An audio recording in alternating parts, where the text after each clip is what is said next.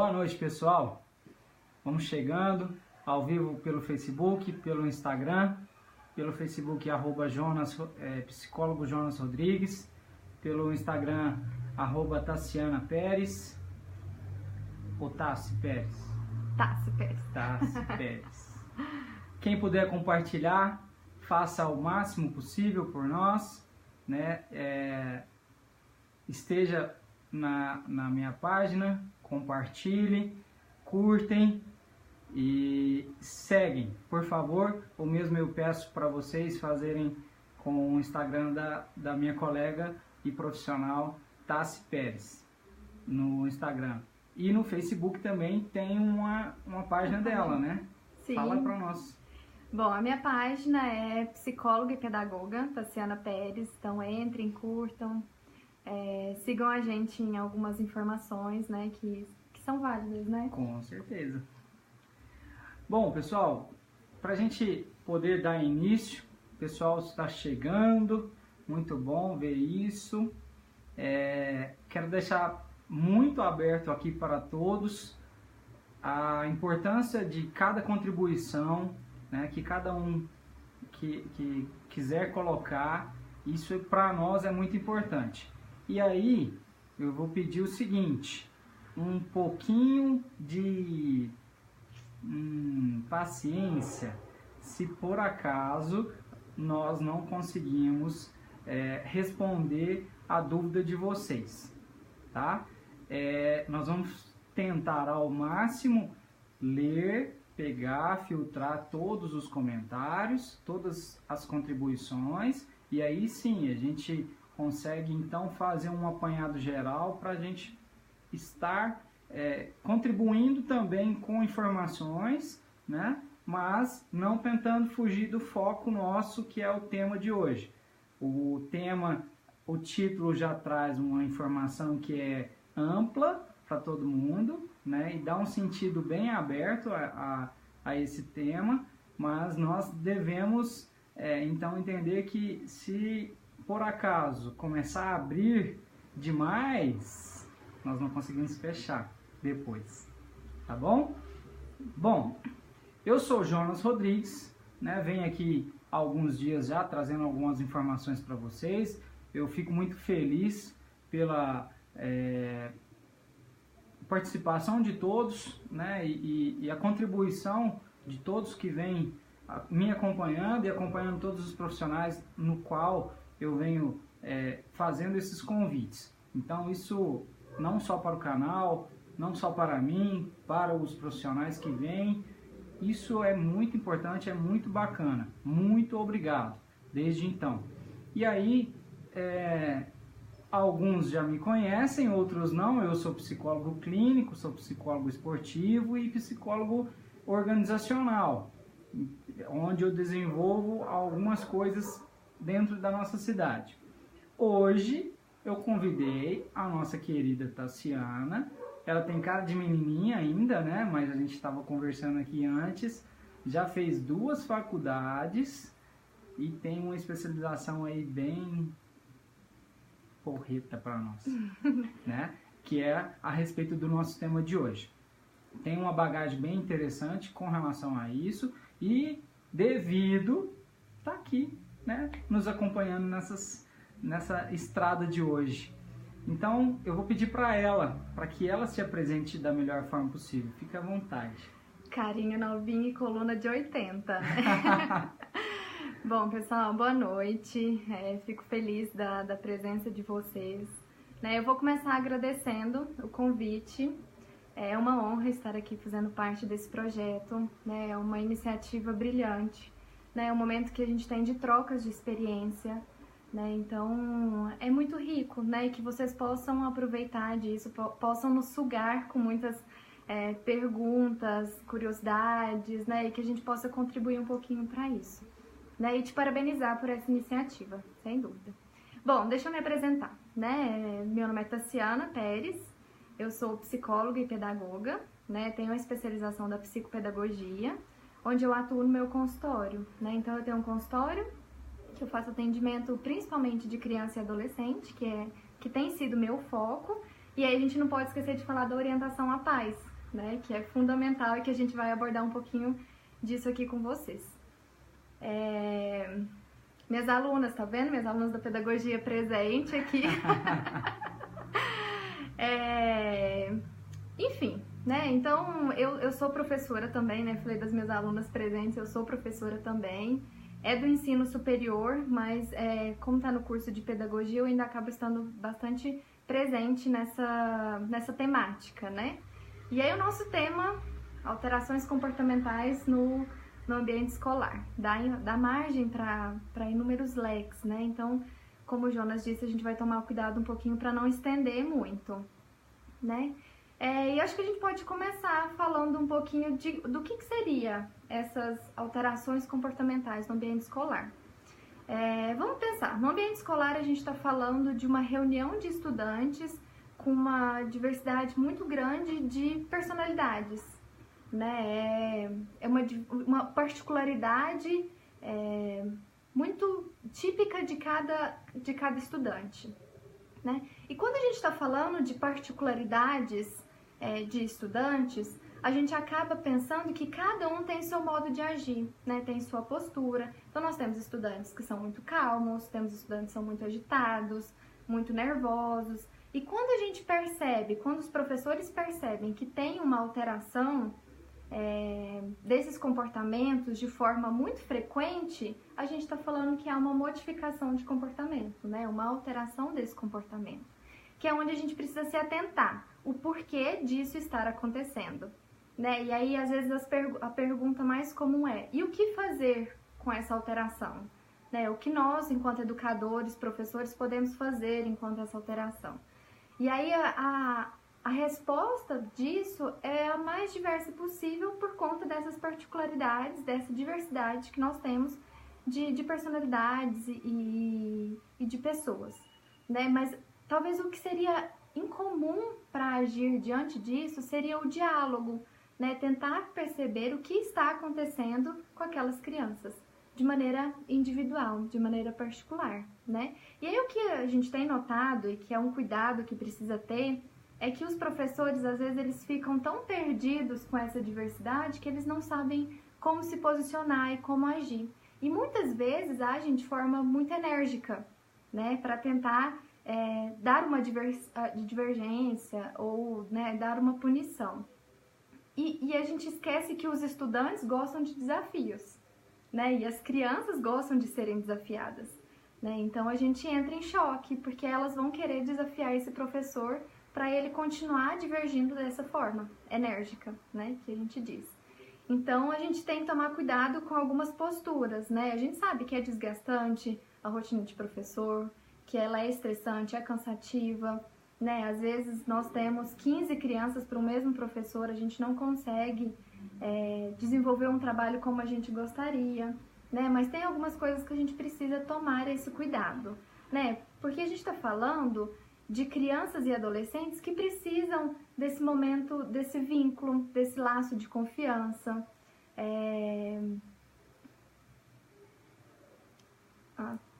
Me atentei até para uma questão, né? Às vezes os professores realmente fazem diagnóstico e é um diagnóstico muito superficial, né? Como um professor vai conseguir ter esse olhar e diagnosticar?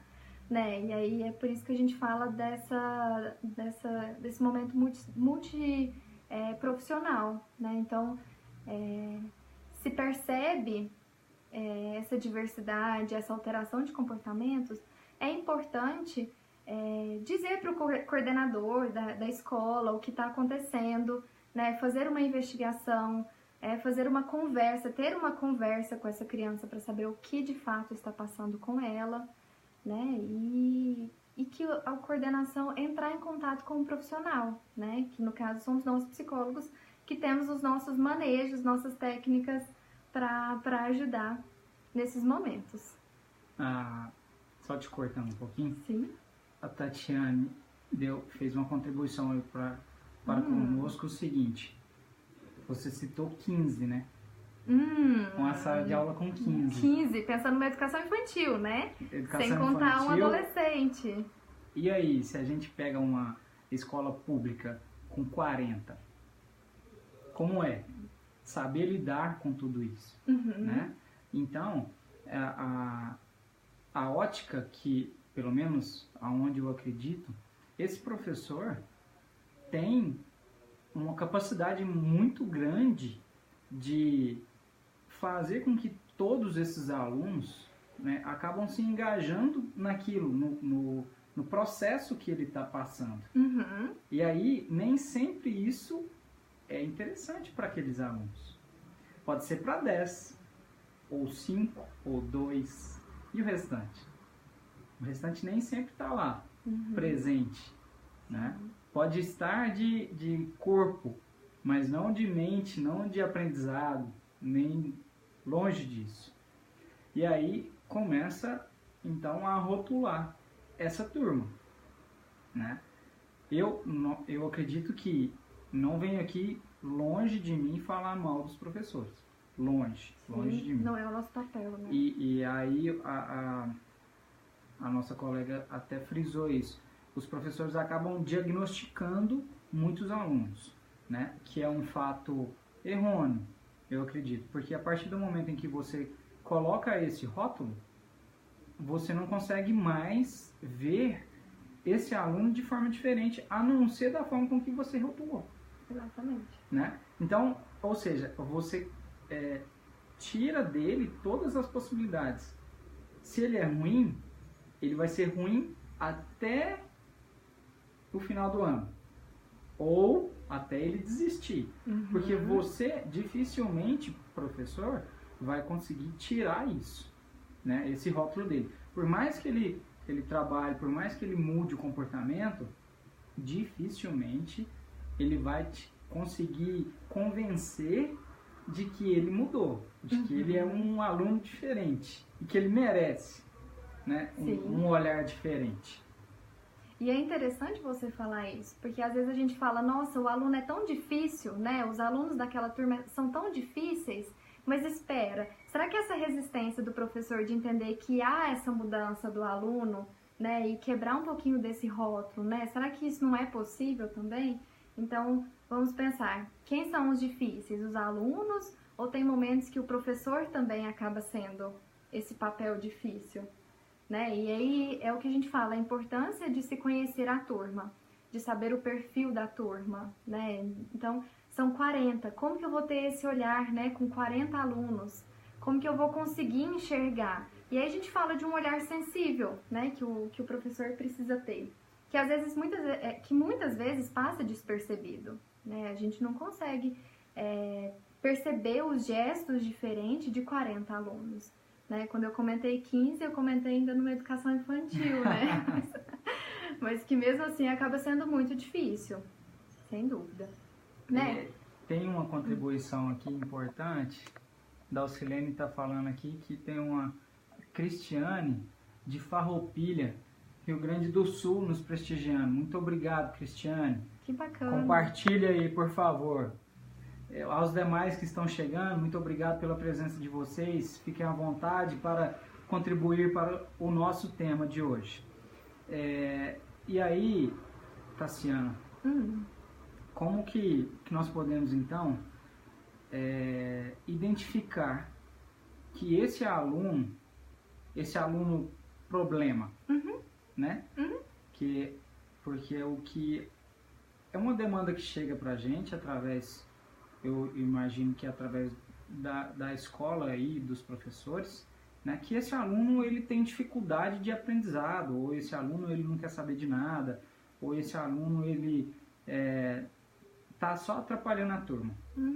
E aí, nesse sentido, nesse aspecto, de que forma você hoje, como uma psicóloga, como pedagoga, uma psicopedagoga especializada dentro da área, como que a gente pode transformar, então, esse aluno, que é o aluno problema, num aluno onde ele consegue, então, acompanhar essa turma.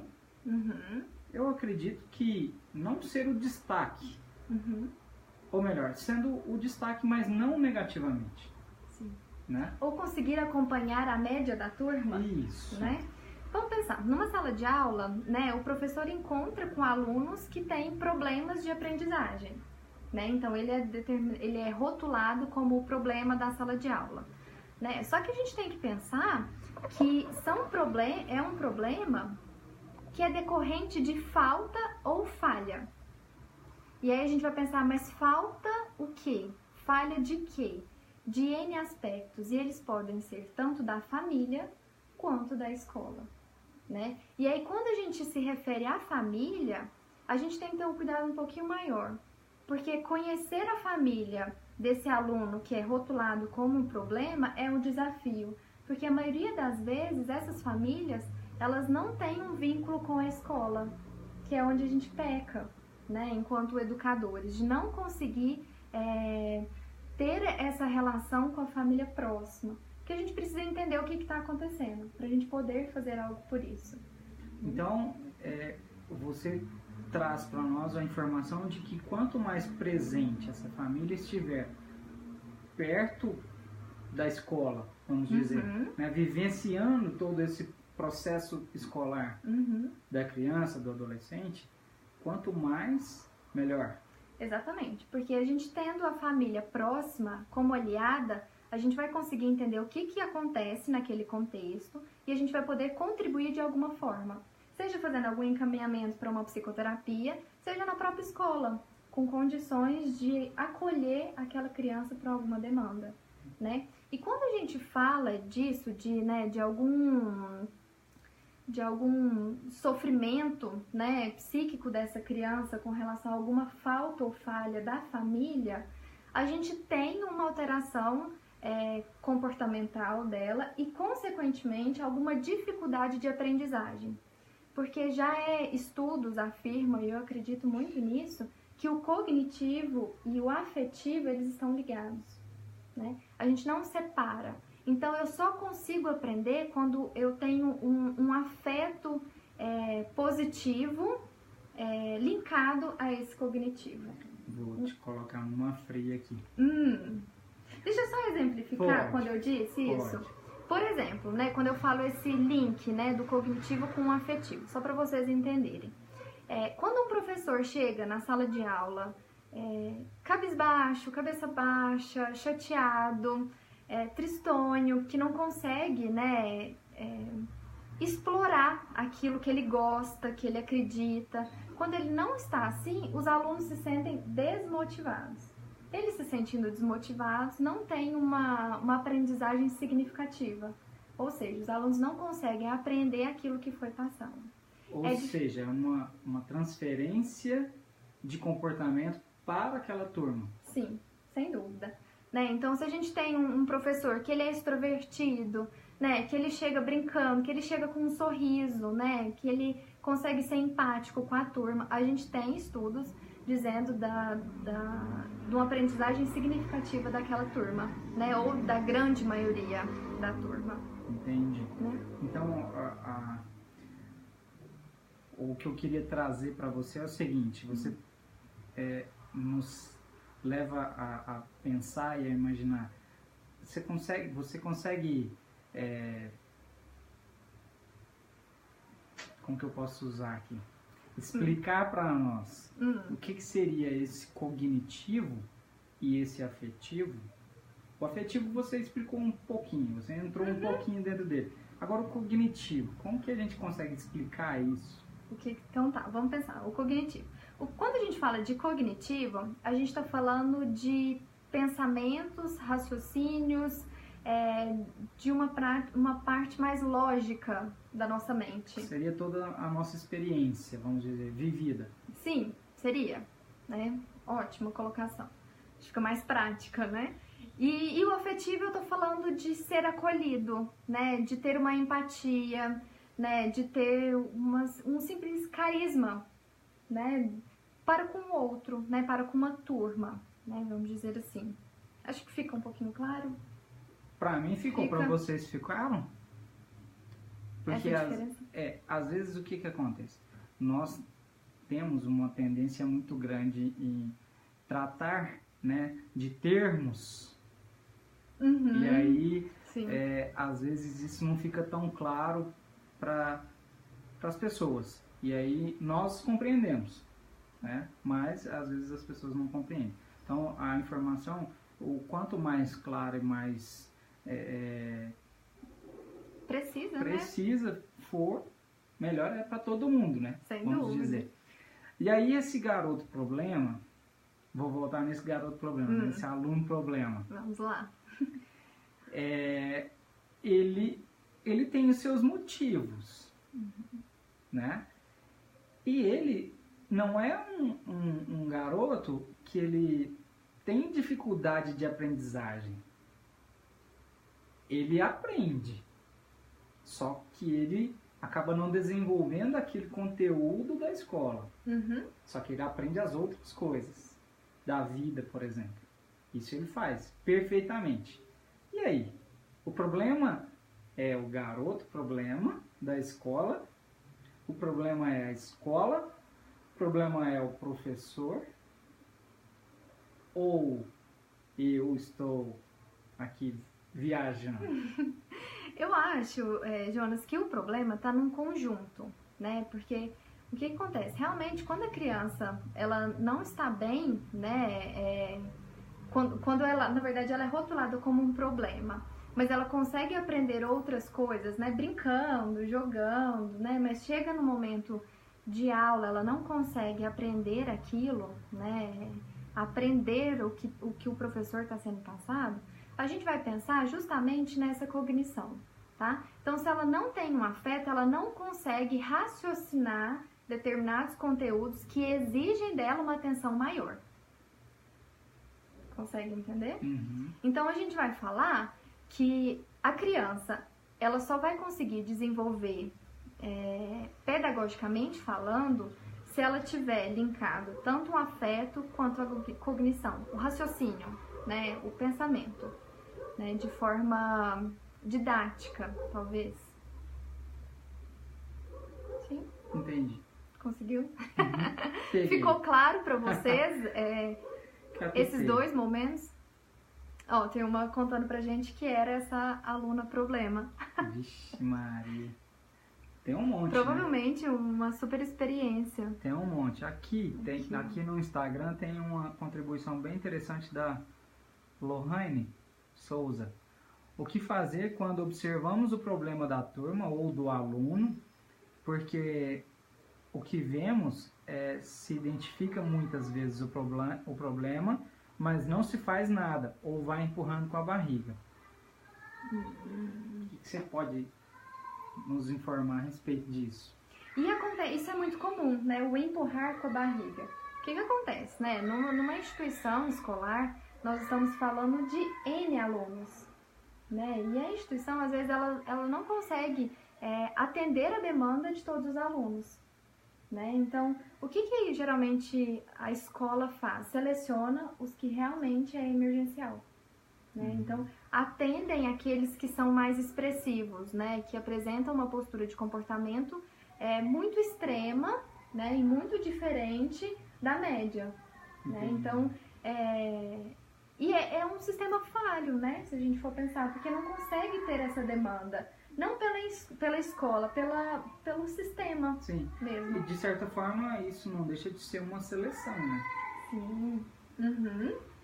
E aí fazendo essa seleção, a gente tem a condição então de entender que muitas vezes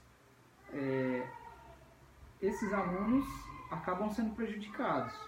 E isso pode gerar também uma outra posição, né?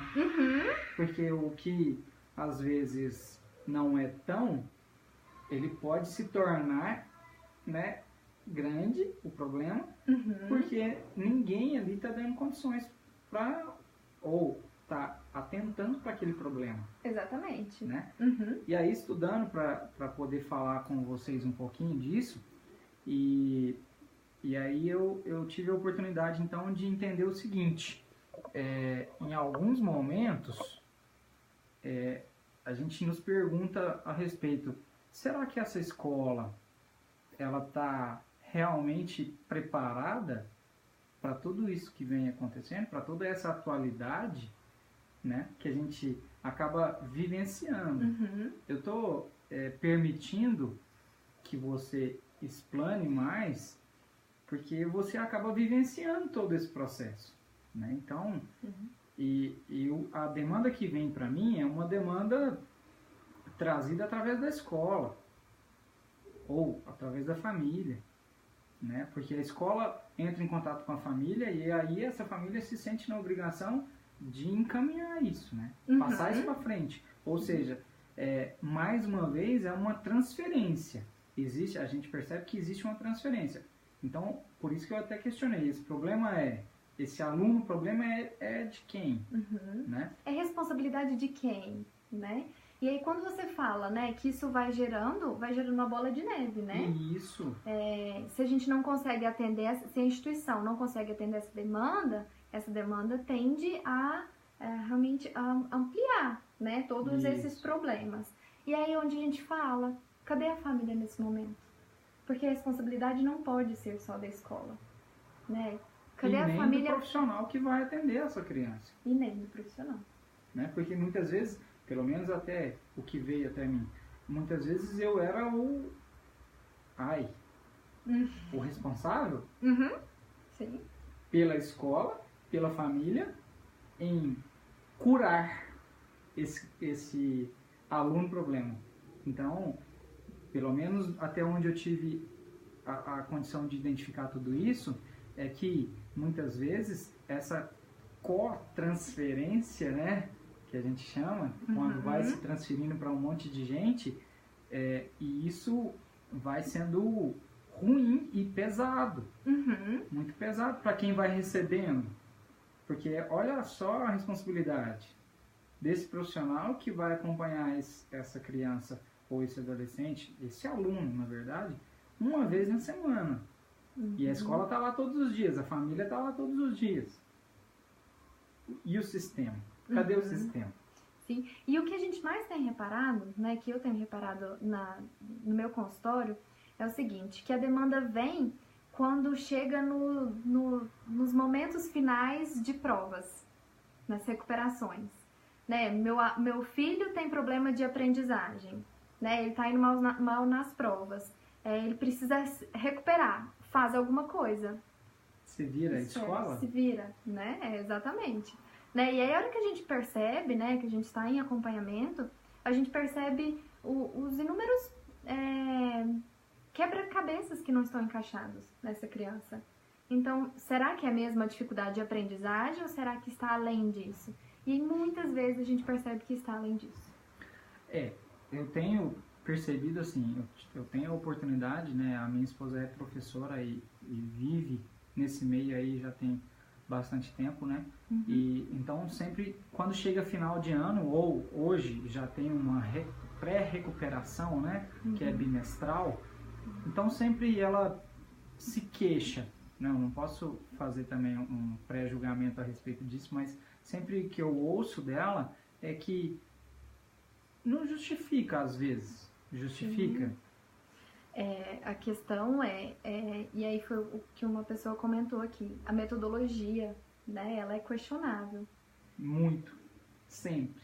Sempre, né? E a gente estava conversando mais cedo isso, a escola ainda tem um método tradicional, né, e até que ponto esse método é adequado ou não, né, é um questionamento do sistema que a gente faria. A Fernanda Toledo está trazendo para nós o seguinte, que ela é totalmente contra ter recuperação. Por mim não existia. Fernanda, contra a recuperação e contra a reprovação. O que você me fala a respeito disso? Por onde que nós vamos se o próprio sistema não aceita, até onde eu sei, reprovar esse aluno de certa forma? Ou seja, sempre esse sistema vai dar um jeitinho para que esse aluno siga. Né? Vamos dizer, vai seguir com mais dificuldade ou não. Se ele teve dificuldade aqui no início, isso é óbvio e é claro que lá na frente ele vai ter ainda mais dificuldade, né? Porque ele não conseguiu compreender que, mas ele vai conseguir mudar, ele vai completamente, ele é outra pessoa? Dificilmente, Uhum. Dificilmente. Ela respondendo que é totalmente a favor da reprovação. Né? Porque até onde eu consigo identificar, se eu estiver enganado ou equivocado, por favor, me repreenda. Não, né? mas eu concordo com você. Eu acredito que alguma coisa tem que ser feita para aquele aluno, né? Eu acredito, eu concordo com a recuperação. Eu acho que é dar uma chance para o aluno de um estudo para antes de chegar numa reprovação. Porque eu acho que a reprovação não é só a reprovação, você está reprovado. Aquilo causa no aluno inúmeras consequências. Com certeza. Né? Então a gente tem que tomar cuidado também. Às vezes a gente não tem muita dimensão quais são essas consequências, né? Então a reprovação não é simplesmente ele repetir de ano, é muito mais do que isso. Então... Cristiane, muito obrigado. Um faz de contas, o aluno faz que aprende e a escola passa e pronto. Essa é a nossa realidade. Essa é a cultura nossa que estamos vivendo hoje, Brasil. Uhum. Né? Infelizmente a gente tem que falar a respeito disso.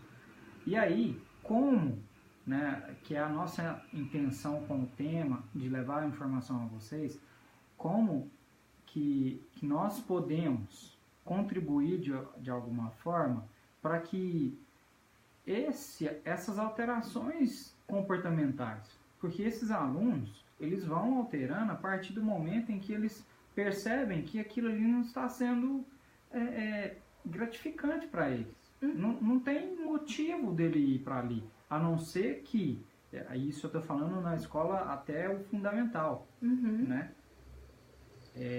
Porque ele depende ali de dar uma satisfação para os pais, né? Ele depende de dar uma satisfação para a sociedade, e até o que a gente estava conversando mais cedo a respeito. Porque a escola te dá uma proporção de uma vida melhor. Eu vou estudar para eu ter uma vida melhor. Mas será? Será que a escola está cumprindo esse papel? Né? Eu não estou falando mal aqui dos professores, não estou falando mal da instituição escola. Mas eu estou falando de uma forma onde que a gente consegue, então, pegar tudo isso junto, né? Escola, instituição, professor e aluno, para a gente entender o que é esses reais motivos que eles têm, né? Porque nós sabemos disso e temos a condição de acompanhar que existe inúmeros professores muito capacitados, inclusive na área pública, né? Nós não podemos simplesmente tirar essa área pública e falar que não, o bom é a particular. Não, pelo contrário, nós temos vários professores que têm muita capacidade dentro da área pública e que está ali, com o perdão da palavra, rebolando, né, para conseguir, de alguma forma, trazer esses alunos ou motivá-los a ter algum tipo de aprendizagem. Porque ele não tem problema de aprendizagem. Tem aqueles alunos que têm a necessidade, eles têm uma deficiência. Então, é uma necessidade maior de acompanhamento. E os outros demais que não têm essa deficiência? E os outros que têm a condição de ter esse aprendizado bem fácil, solidificado, né? Solidificado mesmo, né? Só que não exercem isso da melhor forma possível. E aí preferem gastar toda a sua energia de uma outra forma, para uma outra história, né? Não quero aqui colocar nenhum tipo de situação, mas a gente percebe isso. Sim. Que eles gastam essa energia de outras maneiras. Que é onde a gente comentou, né? Existe uma falta ou uma falha, que ela pode ser tanto da instituição, né, da escola, quanto da família. Sim, mas e aí, vamos tratar um pouquinho dessa instituição escola no seguinte sentido. Será que essa escola, será que esses professores, não falando mal de vocês, longe disso, pelo amor de Deus, mas será que vocês hoje têm a condição de fazer, por exemplo, ou de promover aulas mais agradáveis? Será que hoje vocês têm que seria uma aula mais agradável? Uma aula que chama atenção de uma maneira diferente. Porque o que eu percebo, por exemplo, é que muitas vezes o próprio aluno, ele pede isso através desses comportamentos inadequados, que vai acontecendo dentro da sala de aula, né? Uhum. Ou seja, ele está te mostrando que a sua aula não está sendo produtiva. E aí é o que a nossa colega contribuiu ali. A escola finge que ensina e o aluno vai passando. Finge que aprende, né? Finge que aprende. Mas eu tenho que ter também uma sensibilidade e olhar para o lado desse professor, que muitas vezes ele trabalha 3 períodos. É manhã, tarde e noite. Como que ele vai fazer algo de diferente para uma turma ou para outra turma? Porque a gente sabe que são turma de 40 pessoas, 40 alunos em uma turma. Outra turma mais 40, outra turma mais 40, e aí vai. São 3 períodos. Se eu tenho 5 aulas por período, são 15 aulas. Você vai montar 15 aulas por dia? Se você tem a condição de montar 15 aulas por dia, ótimo. Parabéns, você é o top 10. Expert. Top 10 dos professores mundiais. Né? Mas essa não é a realidade nossa. Essa não é a realidade nossa, infelizmente. Mas o meu questionamento é justamente esse. De que forma que a gente pode promover isso? Né? De que forma que vocês, professores, possam fazer de uma maneira diferente? Né? Não simplesmente bater lá no sistema, ou bater na instituição, ou transferir a responsabilidade, ou vai lá que ele vai resolver o seu problema. Não, o problema dele está em motivos de aprendizado. Porque ele tem esse aprendizado lá na frente, ou outras coisas, as demais coisas. E na escola ele não consegue, ou pelo menos ele não tem esse motivo. E aí, por isso que eu volto mais uma vez. Essa escola está promovendo uma vida melhor para ele? Ou o mundo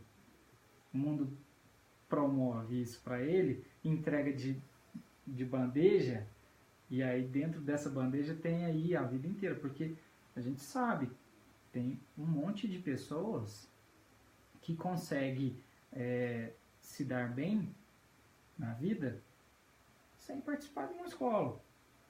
Sim. Né? E aí, quem sou eu para falar que se você estudar, você vai ter um futuro brilhante? Porque o que a gente vê hoje, a nossa necessidade, principalmente? Quem fez o 3º grau, quem tem o 3º grau, são as pessoas que estão sofrendo, que estão lutando para ter um trabalho digno. Né? Sim. E aí, então, eu venho para a escola e falo, eu vou fazer até o 3º grau, a 4ª série, que agora é o 5º ano, né? Ano, isso. Eu vou fazer até o 5º ano, porque aí já dá para mim ter uma base, uma noção, já sei escrever meu nome, já sei ler. É suficiente? E vou fazer as minhas continhas, e aí então eu começo a ganhar dinheiro. E se eu ganhar dinheiro, eu vou ser bem sucedido. Tá certo? Não tá errado. Concorda? E a gente não pode dizer o que é certo e o que não é. Né? Eu acredito que cada um sabe o estilo de vida que gostaria de levar. Né? E quando você fala, o professor tem recursos, vamos pensar. A gente precisa entender e conhecer. Achei sensacional essa frase. Acho que a gente vamos contá-la. O Roberto fez uma contribuição excelente aqui pra gente. O Rubem Alves dizia: é necessário o professor beliscar o aluno da mesma maneira que o picolé belisca, ou seja, despertar a atenção, o prazer, o desejo de crescer e aprender. Não precisa mais nada. Descreveu. Nossa, meu mestre Roberto. Chefia. Seja sempre muito bem-vindo. Muito obrigado por tudo. Tá, vamos tentar pensar de uma forma prática. Lembra lembra que teve uma pessoa que pediu uma sugestão? Sim. Né, na sua página, sim, né?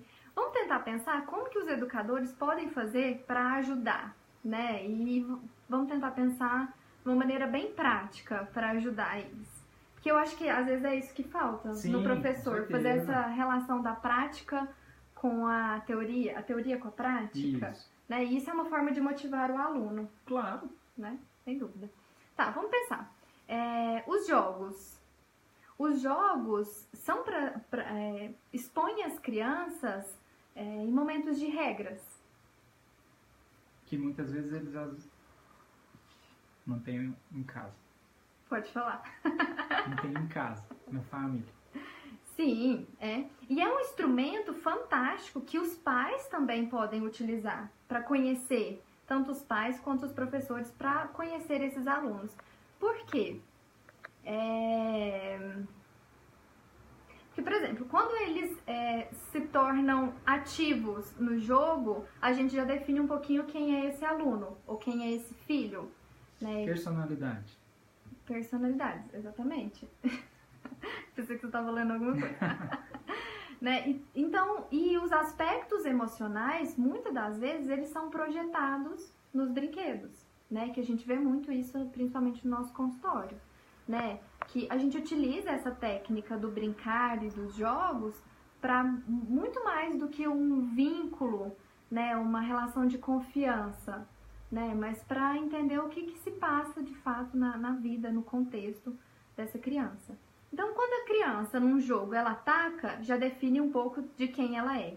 Quando ela está sempre na defensiva, diz mais um pouco de quem ela é.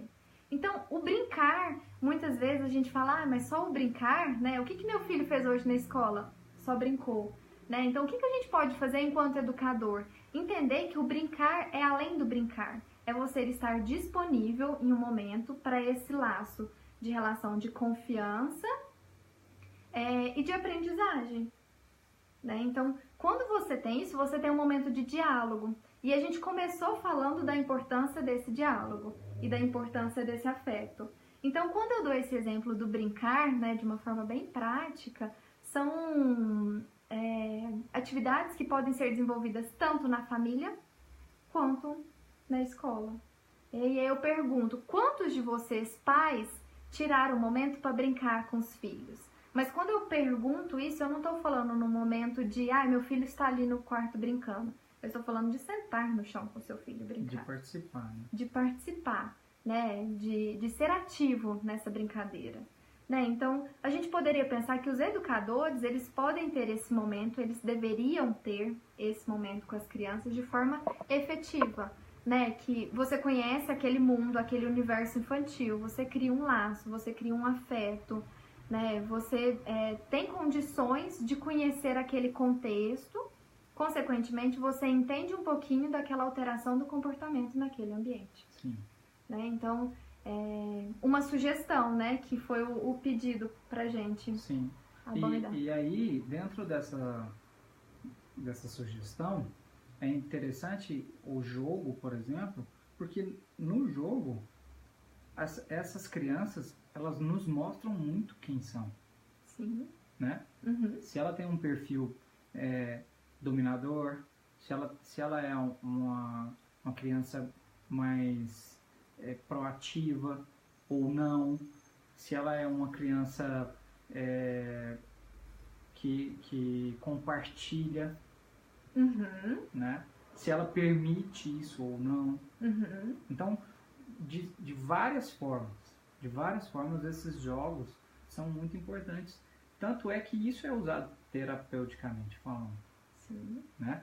Só que aí vocês em casa pode não ter uma ideia ou uma noção ou sei lá, né? Como que pode, o que vai virar esse jogo? Então quer dizer que a gente vai ficar só jogando? Não, gente, não é só jogar, né? É saber a intenção desse jogo. Uhum. Aonde eu vou chegar com esse jogo? O que eu quero descobrir a respeito disso? Por que isso me remete a pensar assim? Sim, então, tem que ter uma intencionalidade para aquilo, tem uma né? intenção. né? E aí dentro disso, a gente começa então a perceber que muitas vezes essas famílias ou esses pais que acabam não tendo esse tempo para a criança, transfere isso, a responsabilidade, para a escola. Transferindo para a escola transfere automático para o professor, né? E aí, trazendo para o professor, qual é o tipo de responsabilidade que ele tem? Ele é a mãe ou ele é o pai desse aluno? Porque aqui nós estamos falando de um, mas na turma tem 40, tem 30, tem 15. E aí? Por isso que quando eu tenho um filho de 4 anos e meio, quando eu vou buscar esse meu abençoado filho lá na escola, eu olho para essa professora e penso, você é uma abençoada.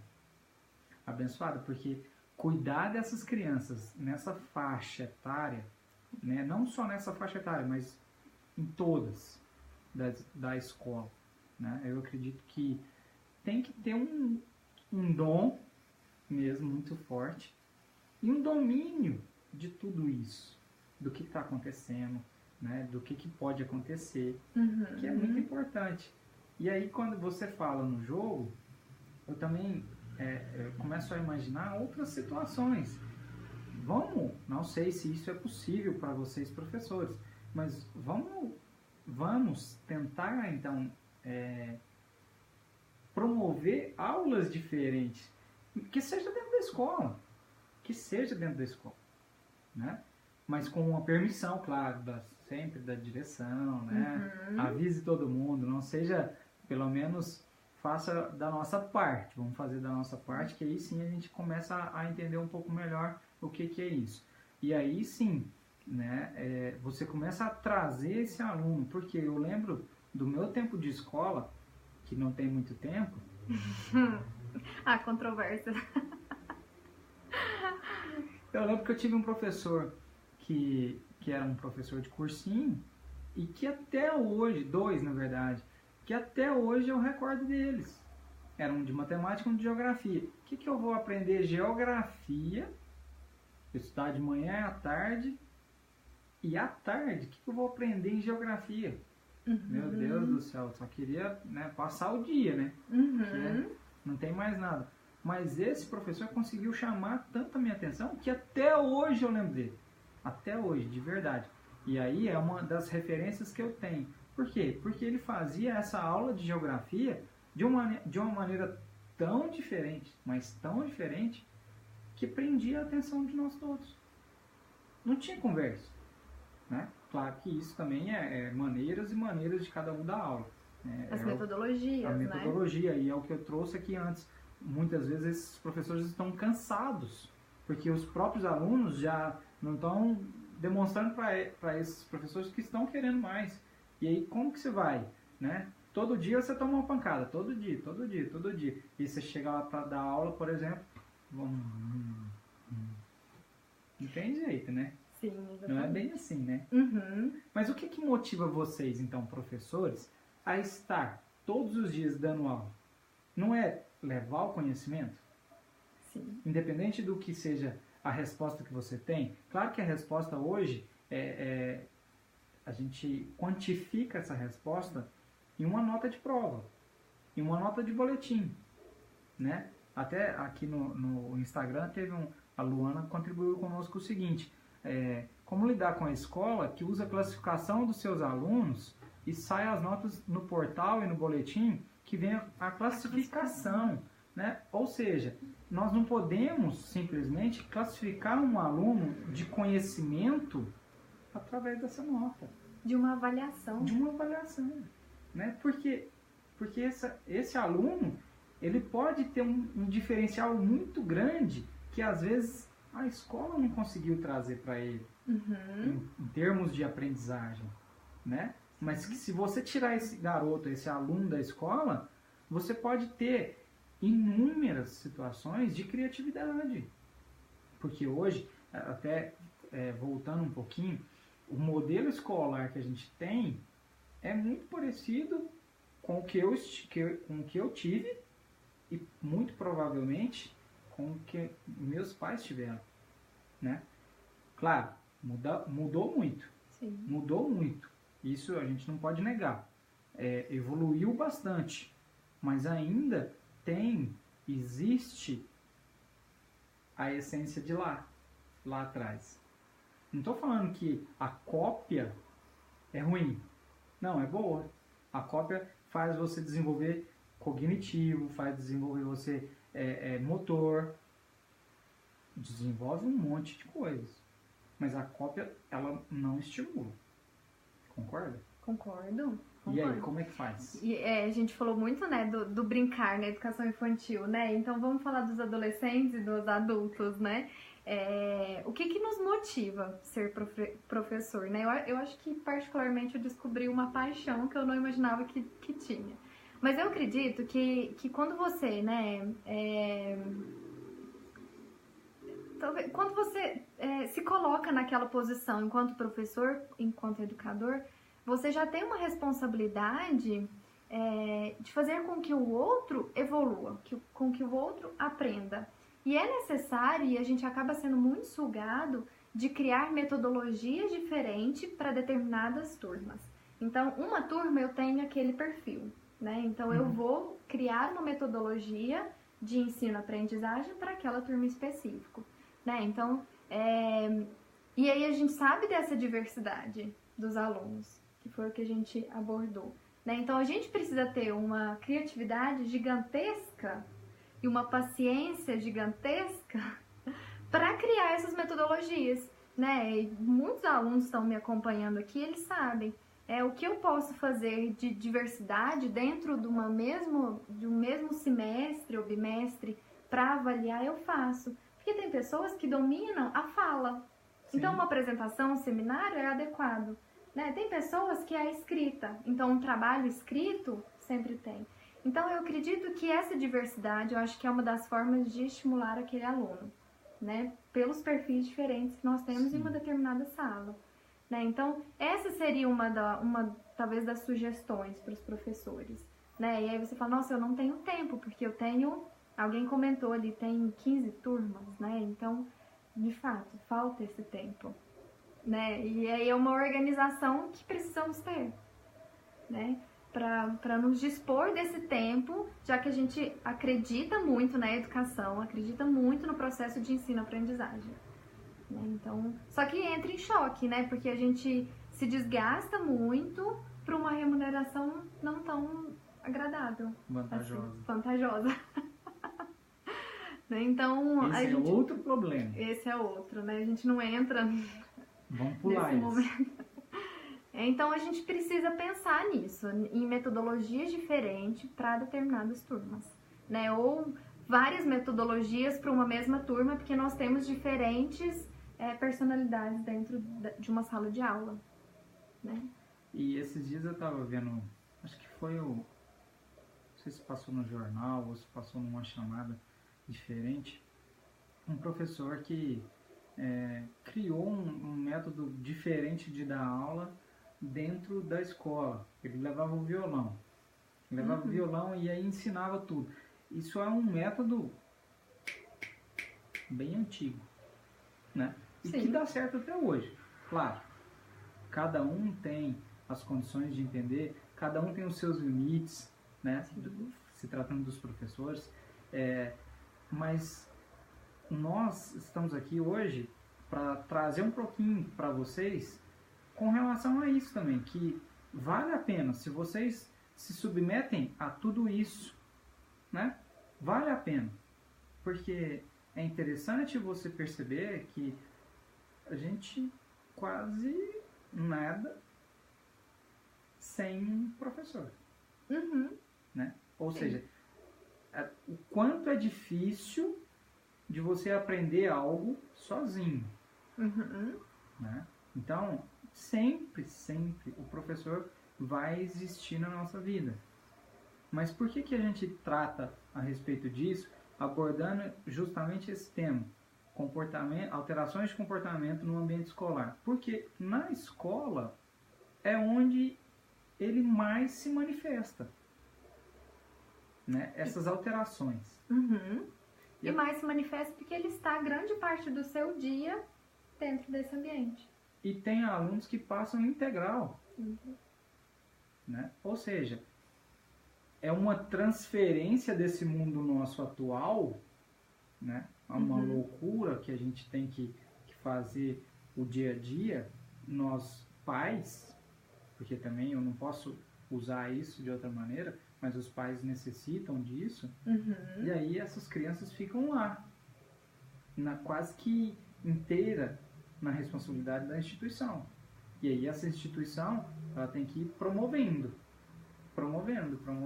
Mas uma hora ela não consegue mais. E aí? Não consegue atender 40 alunos numa turma. Pensa numa escola como um todo. Ai, Tatiana. Então, né, as habilidades, Tatiana, também, pra mim, o violão... Mas é exatamente isso, né? O que acontece? A criança fica grande parte do tempo na escola, né? Então, para a família, a responsabilidade de uma educação é de quem? Da escola. Meu filho está lá a maior parte do tempo. Você entrou num viés bem interessante que a gente acaba transferindo muito isso, né? E aí é mesmo a responsabilidade de educação é da escola? E aí, pessoal? O que vocês acreditam? Contribuem aí, por favor. Gente.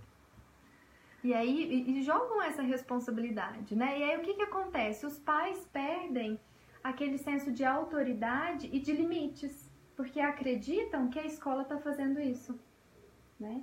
Então, o que a gente vê hoje? As famílias que não colocam um limite nos seus filhos, né? E esquecem que os filhos, eles precisam... na mesma proporção de ter confiança ou de ter afeto, eles precisam desses limites.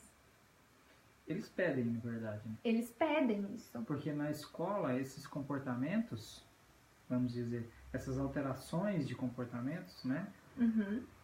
Não deixa de ser um pedido. Me dê uma regra, me dê um limite.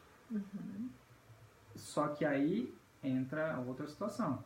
Cabe à família, então, entender o sistema da escola. E não simplesmente ir de frente com a escola. Sim. Né? Que é o que hoje percebemos bastante a respeito. Né? Os pais acabam transferindo toda essa dificuldade de cuidar, de educar para a escola. Só que quando a escola começa a colocar essas regras, esses limites, o que acontece? A escola se torna o vilão da situação. Exatamente. E para a família conhecer, de fato, esse sistema escola, o que ela precisa? Ela precisa ser aliada dessa escola. Né? Com certeza. E é o que a gente comenta, né, comentou desde o início, a importância da participação desses pais, né, no dia a dia das crianças na escola. Né? E a gente está falando com um aspecto simples. Quando a escola promove reunião de pais, e aí os pais acham desnecessário estar presente, porque geralmente falam, é a mesma coisa toda vez, a gente esquece que por trás disso tem uma criança e um adolescente que fala, gente, a única atividade que eu tenho é a escola. Se meus pais não se importam, não vão até lá para saber o que está acontecendo, será que eles cuidam de mim? E a cabeça da criança, a gente perde o controle das imaginações. Né? É o que acontece muitas vezes no consultório. Sim. Né? Quando tem uma demanda muito grande, a gente precisa chamar específico o pai ou a mãe. Né? E o pai ou a mãe não comparece, a criança fica com o sentimento de, nossa, meu pai não se importa comigo, minha mãe não se importa comigo, eles não querem cuidar de mim. Né? E é o que acontece na escola. No dia a dia. No dia a dia. Pessoal, chegamos ao fim, infelizmente. Por mim, eu ficava aqui mais um tempão falando a respeito, né? E até brinquei com a Tassiana. Mas, muito obrigado por todas as contribuições, né? Fiquem aí à vontade, vai ficar no Facebook, vai ficar no Instagram, né? Por favor, contribuem ao máximo, compartilhem o máximo que vocês conseguirem para que essas informações cheguem às pessoas mais necessitadas. Né? Curtem lá @psicólogo Jonas Rodrigues, Tassiana Pérez. Tassi Pérez. Tassi Pérez, Correção. perdão. É a página sua, é? É psicóloga e pedagoga Tassiana Pérez no Facebook. Isso. Por favor, e aqui o meu muito obrigado a todos vocês que contribuíram para que hoje fosse mais um dia especial. Muito obrigado. Obrigada pela participação de todos vocês. Obrigada, Jonas. Foi uma honra e um prazer estar aqui com vocês hoje. Beijo. Com Tchauzinho, Deus. pessoal. Muito obrigado.